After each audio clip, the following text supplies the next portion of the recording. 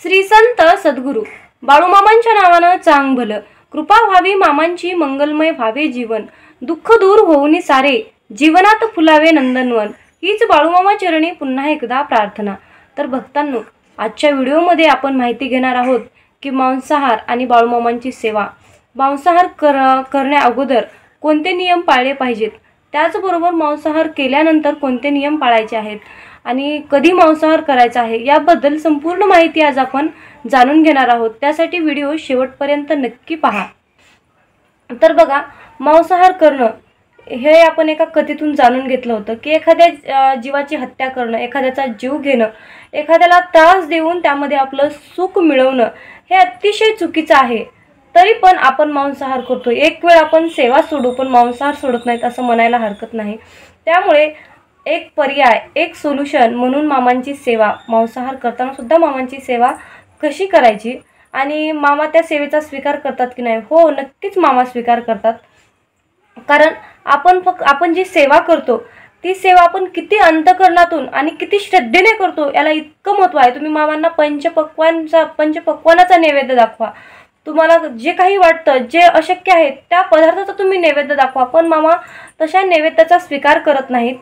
फक्त तुम्ही अंतःकरणातून श्रद्धेने मामाला चपाती भाजीच दाखवा, मामा तुमच्या त्या नैवेद्याचा स्वीकार करतील, तुमच्या त्या सेवेचा स्वीकार करतील, यात काही शंकाच नाही।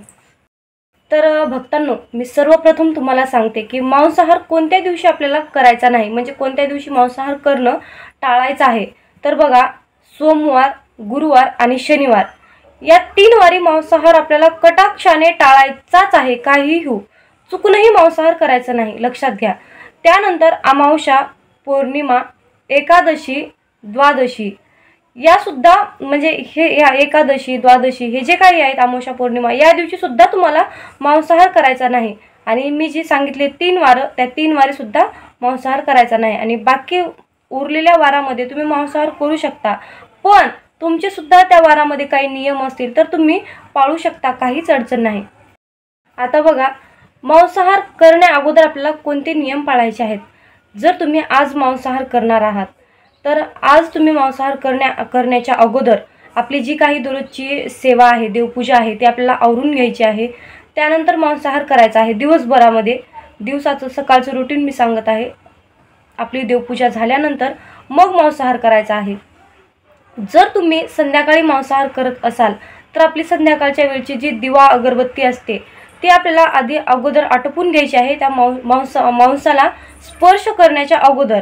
त्यानंतर आपलं दिवाबत्ती झाल्यानंतर मग तुम्ही मांसाहार करा। दुसऱ्या दिवशी आपल्या घरातील स्वच्छता, साफसफाई करा, मगच तुम्ही देवघराकडे जावा। किंवा लहान मुलांना सुद्धा तुम्ही देवघराकडे अजिबात पाठवू नका। तो असं म्हणाल की मुलं आहेत त्यांना काय होतं, पण असं नाही, कारण आपल्याला सुद्धा समजतं, मुलांना सुद्धा लवकर अंघोळ घालून आपल्या घरातली स्वच्छता, जे काही आपले भांडे वगैरे असेल ते आपल्याला अगोदर स्वच्छ करायचे आहेत, घर आपलं स्वच्छ करायचं आहे, मगच दुसऱ्या दिवशी आपल्याला त्या पूजेकडे जायचं आहे। हे आपल्याला नियम पाळायचे आहेत। मांसाहार कधी करावा, कसा करावा, कोणते नियम पाळावे, कोणत्या दिवशी मांसाहार करावा याबद्दल तुम्हाला संपूर्ण माहिती समजली असेल। तर बघा भक्तांनो, दररोज आपण बाळूमामांचे संदेश ऐकतो, म्हणजे संदेश बनवण्याचा, तुम्हाला संदेश सांगण्याचा एकच उद्देश असतो की हरलेलं मन पुन्हा एकदा आनंदून जावं। बघा, आयुष्य हे सुखादुःखाचं चक्र असतं, हे चक्र कायम फिरतच असतं आणि माणसाच्या आयुष्यात सुखामागून दुःख हे एका पाठोपाठ एक चालूच असतं। आणि माणसाच्या आयुष्यामध्ये सर्वात जास्तीत जास्त म्हटलं तर सुखापेक्षा जास्त दुःखच आहे, निराशाच आहे। त्यामुळे एक माणसाच्या मनाला प्रेरणा देण्याचं काम हा संदेश करतो। त्यामुळे सर्वांनी तुम्ही मामांवर विश्वास ठेवून श्रद्धेने ते संदेश ऐकत जावा। जरी तुम्हाला तो ऑनलाईन संदेश वाटत असला तरी त्याची महती खूप मोठी आहे आणि संदेश ऐकूनच बाळूमामांच्या 3 ते 4 भक्तांना त्याचे खूप मोठे अनुभव आले आहेत। मामांनी भक्तांना खूप मोठी प्रचिती दिली आहे। फक्त यामध्ये एवढंच आहे की मामांवर विश्वास ठेवा, श्रद्धेने संदेश ऐका। आणि त्या भक्तांनी सुद्धा मला ते अनुभव शेअर केले आहेत आणि मी सुद्धा तुम्हाला ते लवकरच शेअर करणार आहे। तर खरंच आपण खूप भाग्यवान आहोत की मामांची सेवा करण्याचं भाग्य आपल्याला मिळालं आहे। काहीतरी मागच्या जन्मीचं चांगलं कर्म आहे, काहीतरी पुण्य आहे, म्हणूनच मामांची सेवा आपल्याकडून घडत आहे। तर आजची ही छोटीशी माहिती होती जी की मला तुमच्यासोबत शेअर करायची होती। झालेली सेवा आपल्या बाळूमामा चरणी रुजू करते आणि आजचा व्हिडिओ इथे सेंड करते। आय होप व्हिडिओ आवडला असेल तर शेअर करा आणि अशाच प्रकारचे महत्त्वपूर्ण व्हिडिओ पाहण्यासाठी आपल्या चॅनलला सबस्क्राईब करा। मग बोला बोला बाळूमामाच्या नावानं चांग भलं।